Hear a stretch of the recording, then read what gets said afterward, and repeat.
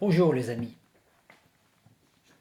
Alors dans ces temps où nous recevons une quantité phénoménale d'informations concernant les actions, les projets de mauvais garçons qui ne veulent pas vivre, qui ne veulent pas notre bien, que faut-il faire pour ne pas subir ces mauvaises ondes et vivre une belle vie, cheminer sur une voie de lumière et de plénitude, au lieu de s'engager sur une voie de mauvais potentiel? Voici une petite histoire qui m'a été inspiré ce matin pour vous aider à mieux percevoir cela. C'était l'histoire d'un homme qui vit dans un village de montagne, dans une vallée, un petit village au fond d'une vallée. Hein. Dans ce village, l'ambiance était relativement triste. Le ciel était bas, les gens étaient dépressifs, les nouvelles diffusées par les médias étaient mauvaises, le climat était pourri, les nuages étaient bas, noirs.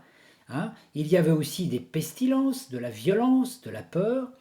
Tous les médias diffusaient des mauvaises nouvelles, illustrant des mauvais lendemains, comme quoi il fallait vivre masqué pour ne pas subir une épidémie, qu'il y allait avoir des crises sociales, etc., qu'il fallait récolter des fonds pour acheter des lits pour faire face à un mauvais futur où il y aurait encore d'autres épidémies, acheter des respirateurs. Après la crise, le pire était à prévoir. Les gens dans le village avaient tous peur de se faire contaminer. Mais la pire contamination était celle du climat psychique, générant le confinement, la peur, le stress, la méfiance et les angoisses. Car le psychique finit un jour ou l'autre par se matérialiser dans le physique. Certaines personnes, se doutant que tout cela n'était pas clair, cherchèrent. Et quand on cherche, on finit par trouver ce qu'on cherche. Quand on cherche la petite bête, on finit par la trouver. Donc certains trouvèrent des vidéos accusant un tel ou un tel, révélant des complots, cherchant des coupables, etc., en disant un tel va faire ceci, il va nous arriver ceci, etc., au lieu de chercher la véritable solution. Le plan vibratoire étant bas, le stress se propageait, il y avait beaucoup d'angoisse, un manque de joie, et l'épidémie pouvait gagner du terrain grâce à cela. Sans le savoir, ceux qui partageaient ces informations, élaborant de mauvais futurs, des crises économiques, sociales et virales, participaient à cette épidémie virale psychique. Et ceux qui avaient élaboré celle-ci, qui avaient donc été à l'origine de ces informations, étaient considérés comme des devins, comme des prophètes. Pourtant, le but d'un prophète n'est pas d'annoncer le pire, mais de l'anticiper, afin que ceux qui l'entendent fassent ce qu'il faut pour éviter que le pire n'arrive pas, en changeant ceci ou cela, les habitudes. Mais quand les auditeurs perpétuent les mauvaises nouvelles, les écrits, les informations, ils donnent foi à cette prophétie, et même si elle leur fait peur, et ainsi, ils forment des nuages de plus en plus noirs qui vont voiler leur ciel. Dans le village dont je vous parle, le village était complètement plombé. On ne voyait plus le soleil, chacun restait chez soi ou participait à la mascarade collective pour aller faire ses courses ou promener son chien. Dans ce village vivait un garçon. Il n'était pas dupe de tout cela, car il avait rencontré son pote en ciel, c'est-à-dire un ange qui lui avait dit qu'il était son double. Cela était arrivé un beau matin. Car cet homme adorait le matin grimper au sommet de la montagne qui était à côté du village pour adorer le soleil. Il aimait pratiquer cette ascension journalière. Il partait de bonne heure, grimpait pendant 1 heure ou 2. Au début, c'était dur car il fallait trouver le souffle, le rythme. Puis, il traversait la couche de nuages et il allait sur le pic le plus élevé. Il s'asseyait, contemplait le soleil, les couleurs, écoutait le chant des oiseaux. Il avait étudié les étoiles, le cosmos, les galaxies, les religions, et savait que le soleil visible était le cœur de l'énergie créatrice qu'on appelle le Christ, et que chaque planète était un organe de ce grand corps qui était le système solaire.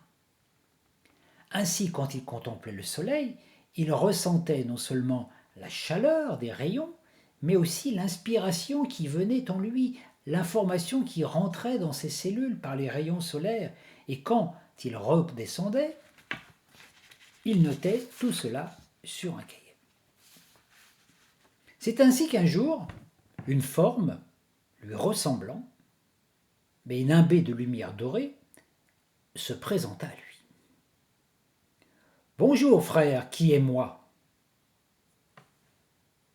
Bonjour, vous dites être mon frère ?»« Oui, je suis ton frère, ton double, c'est-à-dire toi qui vis dans le futur, dans le monde invisible, et qui prend soin de toi depuis le début de tes vies. Mais tant que tu ne penses pas à moi, je ne peux rien pour toi. Pourtant, je suis là pour t'aider. Je t'ai créé. » Attendez, là, j'y comprends rien, parce que vous m'avez créé et vous dites être mon frère. Oui, je suis à la fois ton frère et ton père, celui que tu pries quand tu en as besoin.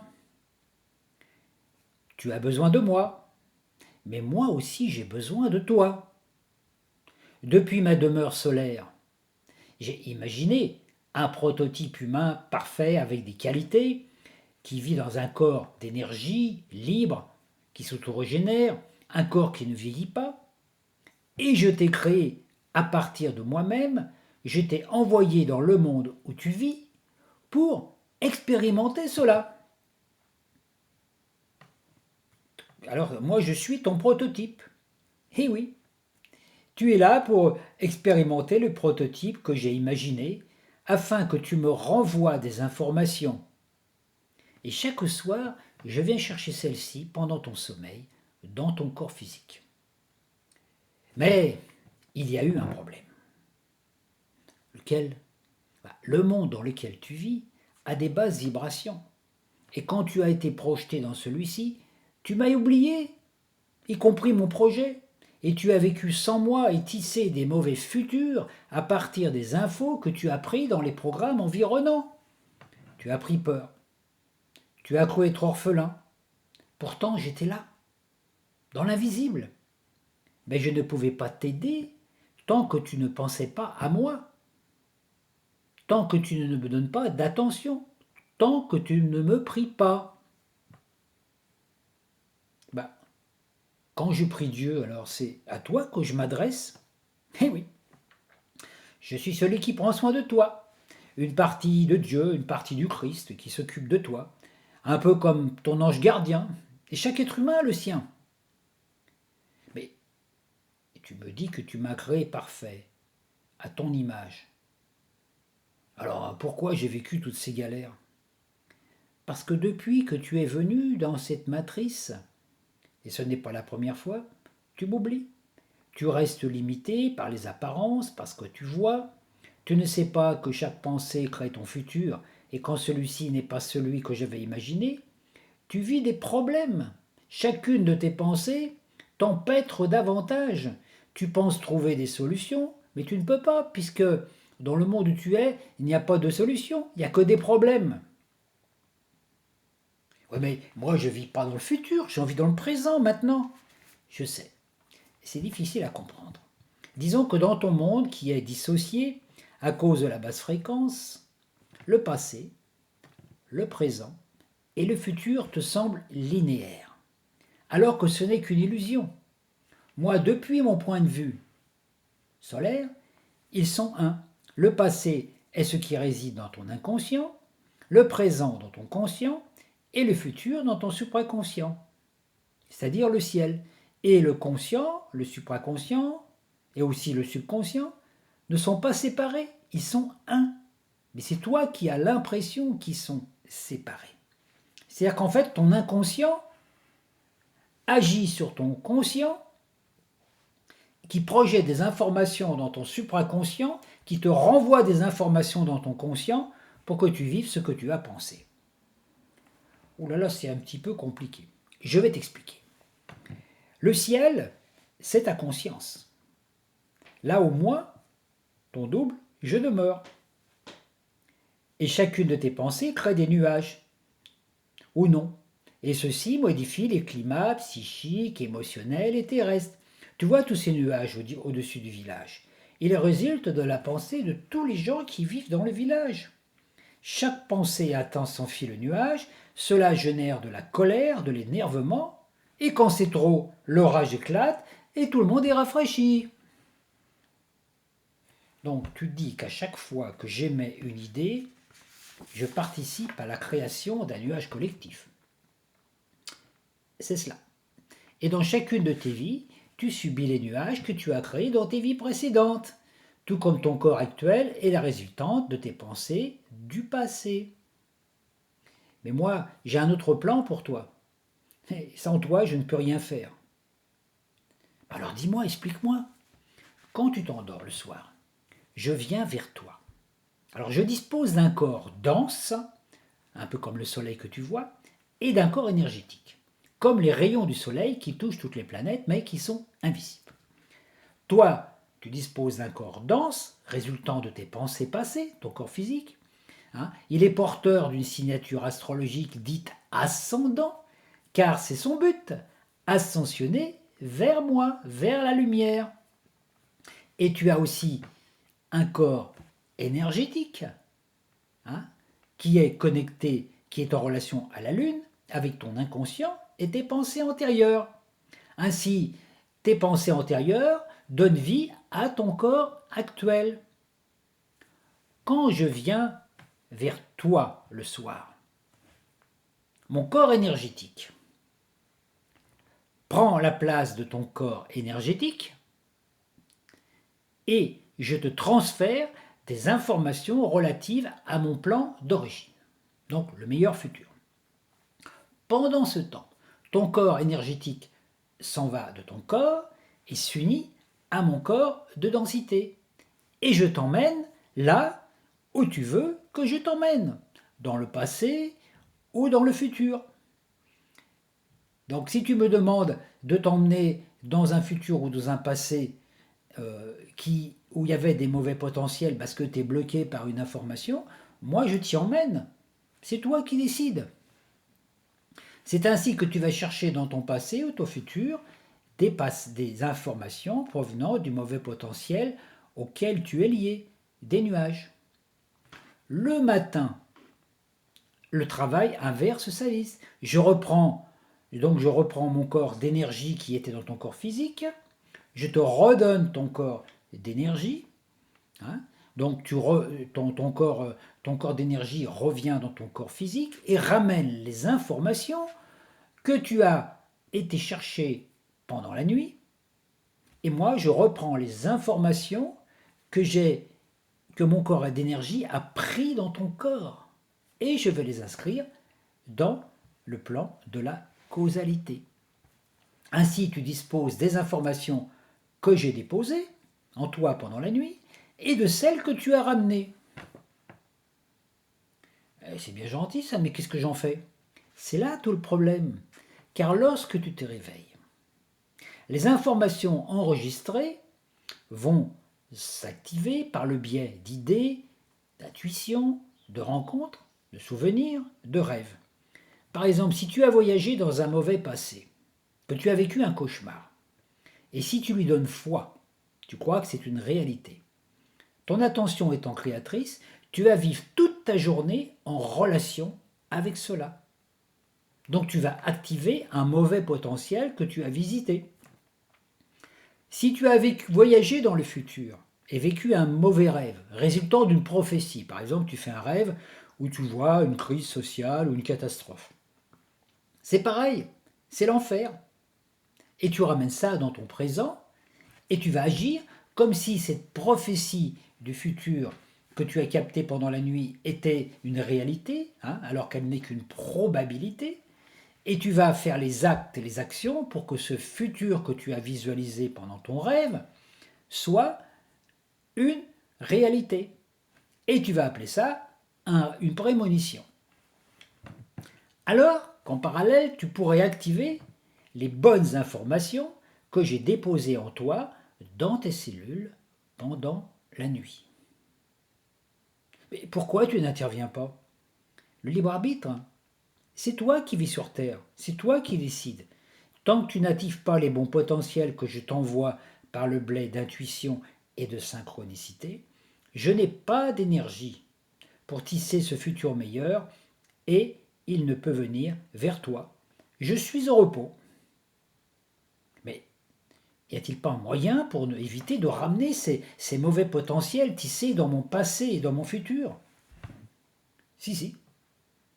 Il suffit de te connecter à moi avant de t'endormir, de m'expliquer ce que tu vis, de tout me raconter, me dire ce dont tu as besoin, de me faire confiance.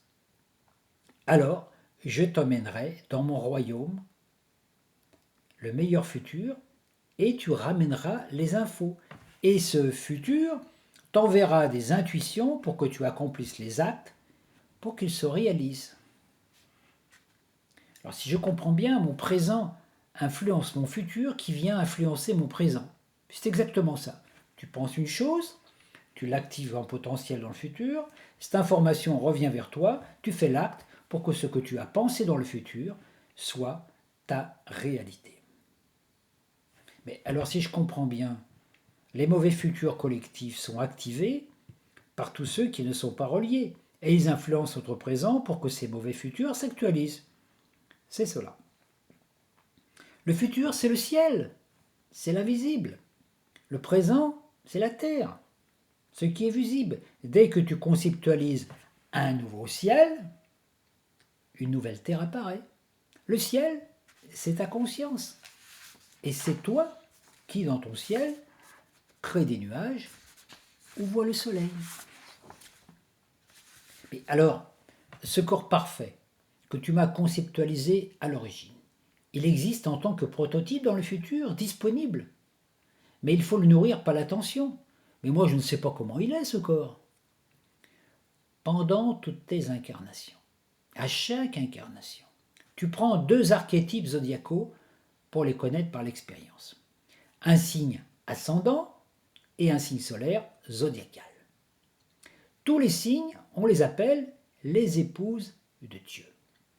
Et dans cette incarnation présente, tu en as choisi 2. Celle de ton ascendant qui correspond à ta forme physique, ta nouvelle personnalité, et celle de ton signe solaire. L'énergie de ton corps énergétique solaire, c'est-à-dire de ton âme, de moi. Quand tu actualises les qualités de ton signe ascendant et que tu les unifies aux qualités de ton signe solaire, tu œuvres pour actualiser le prototype que j'ai élaboré pour toi. Certes, celui-ci est constitué aussi des qualités que tu as acquis dans d'autres vies, dans d'autres signes, dans d'autres expériences. Mais ça me regarde, ça ne te regarde pas. Toi déjà, tu dois te concentrer sur 2 signes zodiacaux, celui de ton ascendant et de ton signe solaire. Ils doivent faire une osmose, un nouveau corps créé à partir de ces 2 nouvelles énergies. Alors donc, si je comprends bien, c'est l'essence de mon âme qui doit s'exprimer par mon corps physique, mon ascendant. Oui, c'était ça. Donc alors, mon corps énergétique, là, mon corps énergétique doit, s'il est en osmose avec ton corps énergétique, toi, avec celui du soleil, automatiquement, c'est comme si je vivais en toi et que tu vivais en moi. C'est exactement cela.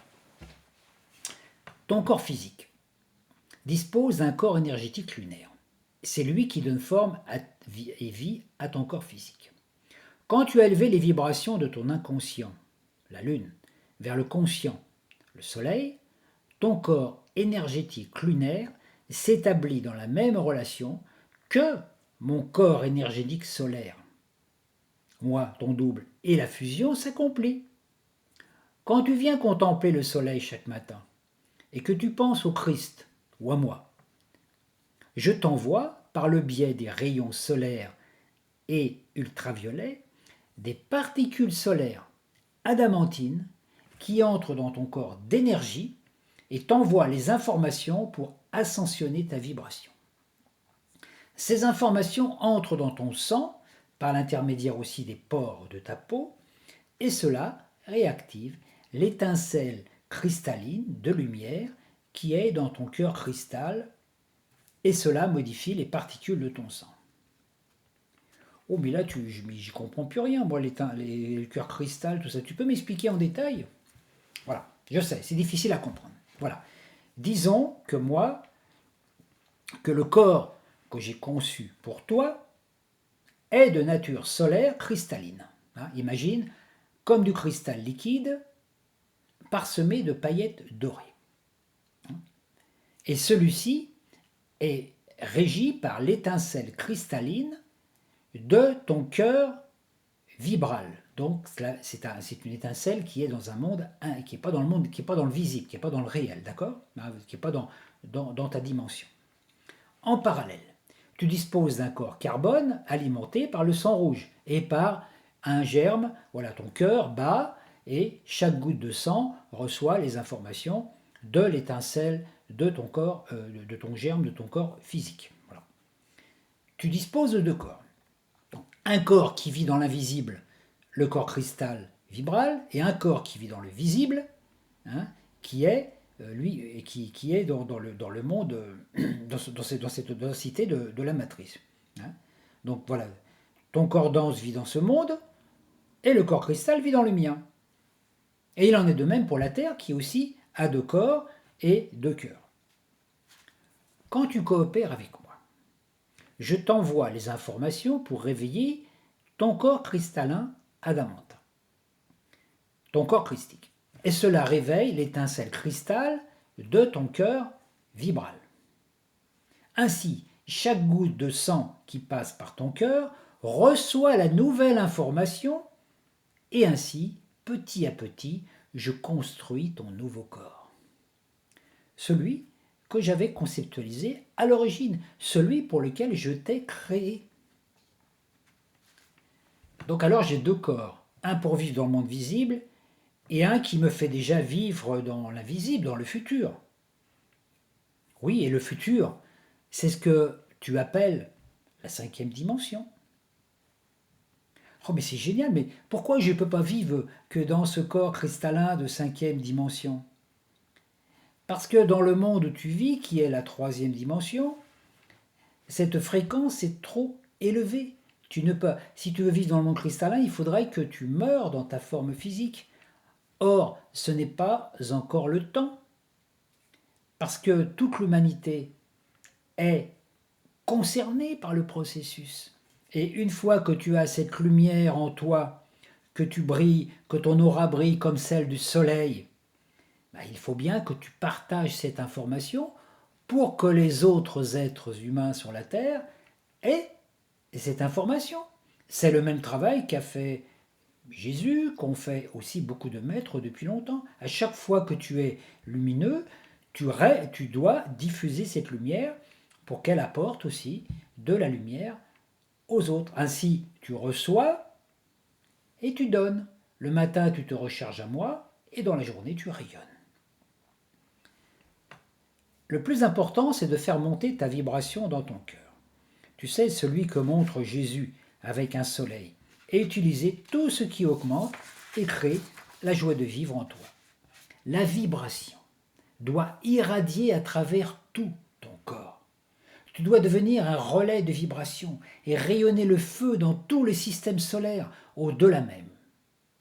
Alors vois-tu, il est un temps pour ancrer la lumière, lors de nos échanges le matin, un temps pour l'irradier au sein de ton environnement, dans ton village, et un temps pour que cette radiation, qui est le feu de l'Esprit Saint, irradie toute la planète, jusqu'aux étoiles, aux planètes, dans tout le système solaire. Plus tu as de joie en toi, plus ce rayonnement s'intensifie, plus tu te sens jeune, dynamique, vivant. Plus tu as peur, plus il s'étiole. Il te suffit de faire ce qui te donne joie, de chanter, de danser, de créer, de partager, car ton aura peut alors modifier les ambiances. À chaque fois que tu entreras dans une maison ou rencontrera une personne, ils doivent se sentir mieux après ton passage. C'est ainsi, voilà, ta vie est comme un long voyage. Tu rencontres des gens, tu leur donnes de l'espoir, de la joie, un peu d'eau de vie. Et tu vis dans le présent. Tu apprécies la vie en ce monde. Tu ne t'occupes pas du but, l'ascension finale. Tu vis intensément chaque instant en faisant un avec moi, un avec le soleil, les étoiles et tout. Ainsi, mon plan s'accomplit. Nous ne sommes plus séparés. Je vis en toi, tu vis en moi. Ton chemin n'est que lumière. Tu n'as rien d'autre à faire qu'à rayonner cette lumière. Tu te recharges en lumière, tu la partages, comme le soleil. Oui, mais ça va pas être facile d'expliquer ça aux gens. Utilise des métaphores. Tiens, voilà, par exemple, quand tu marches face au soleil, l'ombre de ton passé est derrière toi. Elle ne te dérange pas. Tu vas vers la porte du soleil. Exactement le matin quand tu viens ici. Quand tu arrives devant la porte qui mène au paradis, c'est la porte étroite. Il y a un gardien. Il te demande: qu'as-tu fait de ta vie? Qu'as-tu nourri comme égrégore? Qu'as-tu laissé derrière toi comme information? As-tu diffusé des bonnes nouvelles sur la terre, des messages d'espoir, ou as-tu diffusé des idées de crise, des écrits ou des informations ou des films, suscitant la peur, la méfiance, les accusations, les jugements, des mauvais futurs? Si le gardien trouve devant toi tout ce potentiel que tu as tissé, mauvais, il te renvoie. Tu ne peux pas passer la porte. Tu retournes t'incarner pour expérimenter ce que tu as tissé, donc les scénarios, pour les vivre, jusqu'à ce que ton sac à dos soit complètement vide. À chaque fois que tu regardes une vidéo, un film ou que tu lis un écrit qui déclenche en toi la peur, la colère, quelque chose que tu ne veux pas vivre, et que tu partages cela, tu nourris la colère collective et la peur collective et tu es impliqué parce que la personne qui va recevoir ta vidéo ou qui va recevoir ton écrit va elle aussi ressentir de la peur et de la colère, va la transférer à un autre. Et vois, dans un village, par exemple, tu fais passer, c'est le principe même de la rumeur. Tu fais passer une information vraie ou fausse à une personne qui va la répandre à tout le monde. Au bout d'un moment, tout le monde dans le village va croire cela. C'est comme cela que dans ton monde se propagent les épidémies, les mauvaises idées. Il suffit qu'une personne parle d'une crise pour que tout le monde croie à la crise et pour que la crise vienne, non pas parce qu'elle était prévue, mais parce que tout le monde agit comme si cette crise était déjà réelle. Et c'est là tout le but, justement, de cet échange avec toi aujourd'hui. Quand tu marches dos au soleil, ton ombre est devant toi, tu marches dans le passé, tu vas vers la lune et tu réitères sans cesse les mêmes scénarios, ceux relatifs à l'humanité que tu dois quitter. Tu te souviens de l'histoire de Lot qui raconte l'expérience de Sodome et Gomorrhe? Un ange a prévenu Lot la veille du catastrophe et lui a dit: il va falloir partir du village, mais ne pas te retourner en arrière, sinon tu seras transformé en statue de sel. Avancer vers le futur, ne pas regarder la destruction de l'ancien monde, ou chercher des coupables, ou voir comment les coupables ou les méchants vont subir le châtiment, en espérant, voilà, dès l'instant que tu te retournes dans le passé, tu es transformé en statue de sel. Et c'est ce qui est arrivé à la femme de Lot. Elle ne l'a pas écouté. À un moment, elle a été tentée de regarder en arrière et elle a été transformée en statue de sel. Pourquoi la femme? Parce que la femme est beaucoup plus dans l'émotionnel. Donc l'émotionnel te met en contact avec le plan astral. Quand tu regardes en arrière, toutes les émotions, toutes ces choses qu'il faut quitter, tout ce monde de souffrance qu'il faut quitter, c'est très difficile. Alors naturellement, tu te retournes et hop, tu ne peux plus avancer. Tu restes dans l'ombre. Donc voilà, quand tu vas redescendre dans le village, Tu vas marcher dans l'ombre du passé, puisque tu vas marcher aussi sur tes propres pas, et tu vas retomber dans les nuages, et tu vas devoir faire des efforts pour maintenir la lumière que tu as reçue ici. Plus l'ombre collective sera forte, plus tu devras activer ta lumière. Mais je serai avec toi. Il suffira que tu te relies à moi par la pensée, que tu te souviennes de ce que je t'ai dit aujourd'hui, que tu me portes attention. Et quand une mauvaise nouvelle viendra encore polluer le monde, tu devras être encore plus joyeux, semer l'espoir et ne jamais propager cette nouvelle. Veillez à ne pas être un mauvais prophète en annonçant un malheur à venir, qui ne viendra que si les humains y donnent foi. N'oublie jamais le soleil. Fais-le briller dans ton plexus, c'est ton seul travail, ta mission, vivre comme un soleil sur la terre. Réveiller le soleil de chacun, l'espoir, la foi, et ne jamais donner d'attention aux nuages, et ne jamais propager de mauvaises nouvelles. Va maintenant et raconte-leur cela.